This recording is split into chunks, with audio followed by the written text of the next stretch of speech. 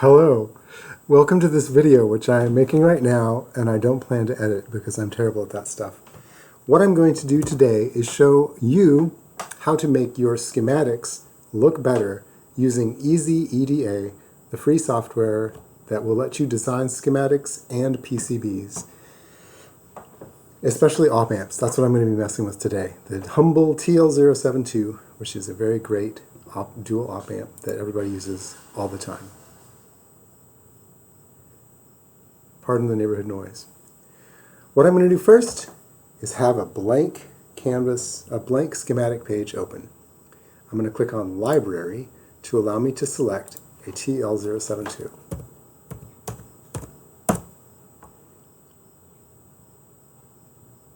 Using JLC PCB assembled parts right there. Alright, look at how many choices we have. I'm going to click on the JLC PCB part class and select the basic part. The basic part is exactly what I want, so I'm going to click Place. Ah, I have the part right there in my schematic. However, it is a physical representation of the chip, which is good when you're designing PCBs because you want stuff to be laid out in a way that makes sense, but it's bad if you want to look at a schematic and get an intuitive sense of what the parts are doing. So let's not do that. Delete. Instead, what we're going to do is click on Library, have the same part is already selected, the TL072, and I'm going to click on the schematic symbol right there, the physical representation of the chip. Click. There it is! Now, step one, when you're designing schematic layouts, is to click on sort of the canvas that you're working on and go over there to where it says snap size. Snap size 5, leave that at 5 because you want your wires to be able to connect. The wires can't really connect between when you're drawing schematics. But use Alt Snap as 1. That way, if you don't like where a number is or something and you want to move it around, you can push the Alt Snap and move it around much more granularly. So we are going to trash this whole thing. Select the whole thing and hit delete. Let's start from scratch with 3 pins. Here's pin 1, here's pin 2, here's pin 3. Does that look symmetrical? That is symmetrical. Let's select them all. I prefer to make them all 5 long instead of 20. Because who wants hideous, ugly lines in their schematic? You can make your schematic wires be longer, but I want to have that choice. I'm taking off the name so we don't have just duplicate numbers messing up our schematic.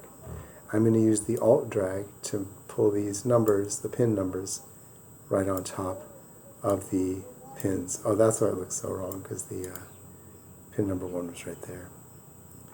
It does look good though, I think. Now we're going to draw a polygon.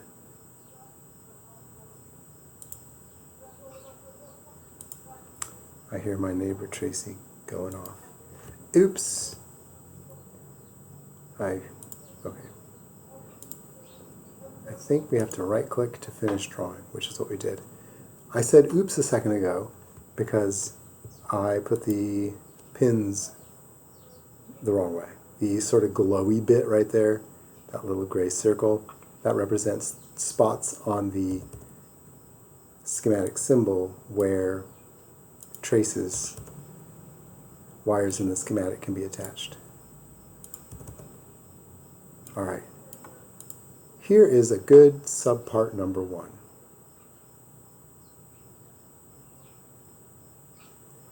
I'm going to try something. U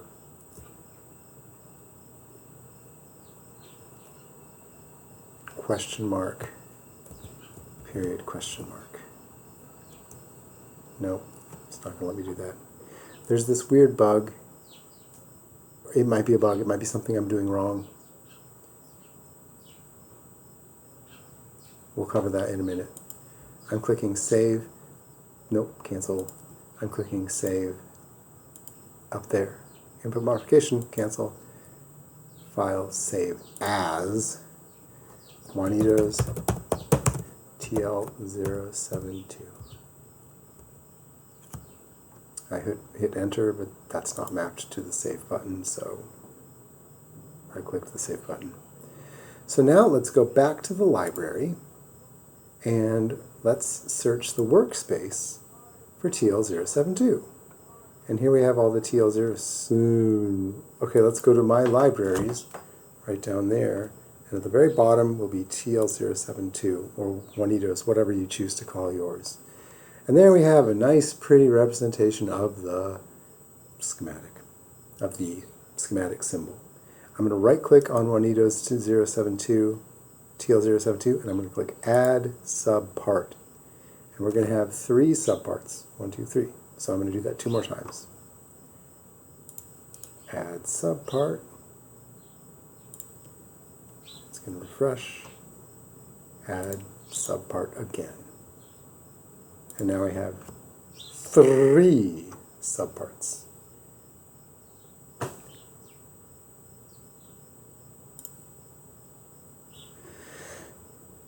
For the first one,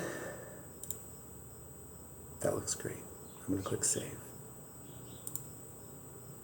I guess it already saved. For the second one, go back to the library. That's wrong, because the second one has to have different numbers. Ooh, I forgot something. We got to add the plus and the minus.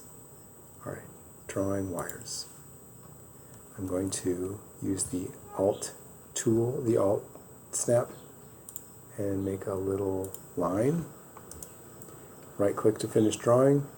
I'm going to select that and say Control Copy, Control Paste. And then I hit the space bar, which rotates it. And I'm going to use my Alt drag and oh, it looks like I made it wrong. Got to drag it one more click. Alt drag one more click. Alt drag one more click. Now it's a nice symmetrical plus sign. Copy paste. Alt drag it over there. It's not directly above the other one. There we go. Right, now we can save it. Because on the left half of the TL07 of any dual standard pin-out dual op amp, pin number 1 is the output, pin number 2 is the inverting input, pin number 3 is the non-inverting input, pin number 4 is the negative power, the VEE. Cool. Let's save that. Did I already do that? Did I already save it? I guess I must have. Now let's go back to the library. Go to part number 2. Edit it. I'm going to go ahead and do the thing again. I'm not going to copy. You know what? I'm going to copy and paste to show how that's done. Select, select, select. Control C. Control V. There we go.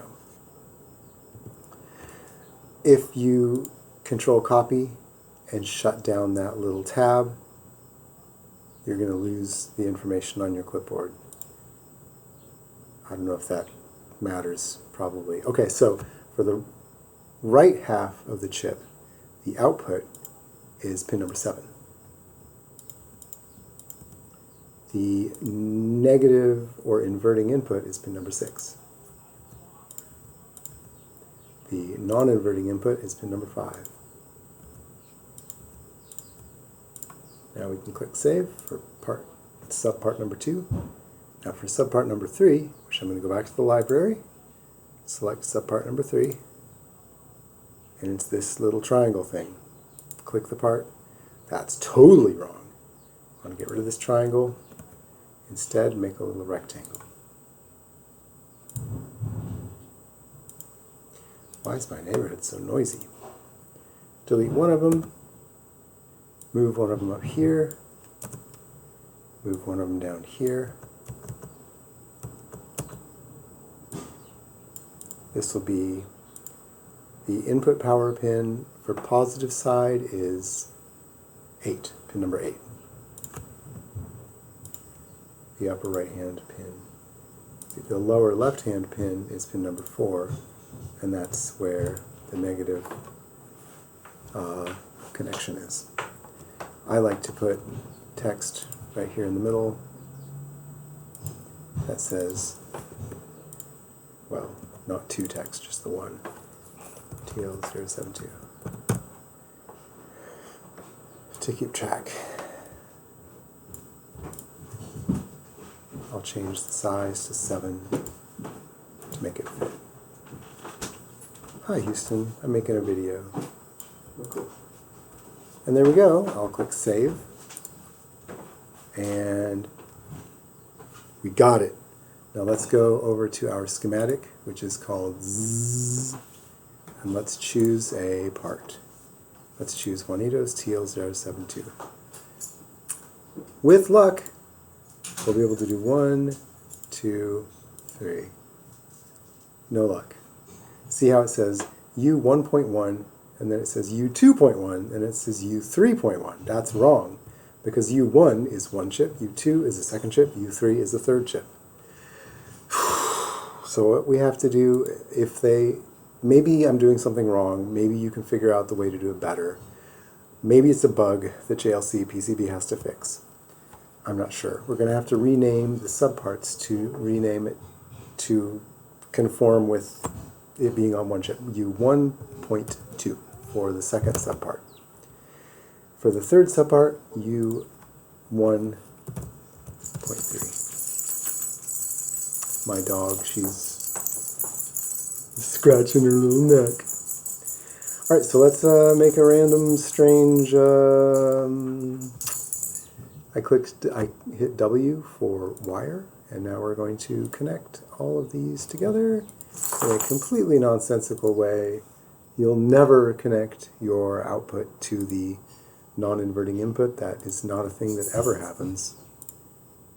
And you'll never connect the inverting input to VEE, to pin number 4. But this is just for demonstration purposes. And then we're going to go over to Design and click Convert Schematic to PCB. Oops, we forgot to save it. Please save your file before Convert to PCB. I saved the file, and now we're going to Convert Schematic to PCB. And boom! Apply, and now we have it fits! Yay! Inside my thingy. Let's make some traces. Oh,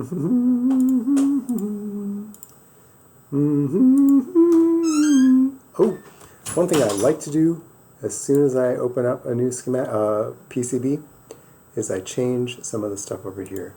I prefer dot for grid style, and I prefer, instead of block for routing conflict, I select round track. That doesn't mean round track, it means route around obstacles. But you know what, whatever, this is a piece of software that's free, runs on the internet, it's cloud-based, it's amazing, I love it. See, when you just are like, oh, it met routes. Alright, so then what does this go to? The other one over there. There we go! Now let's look at it in 3D.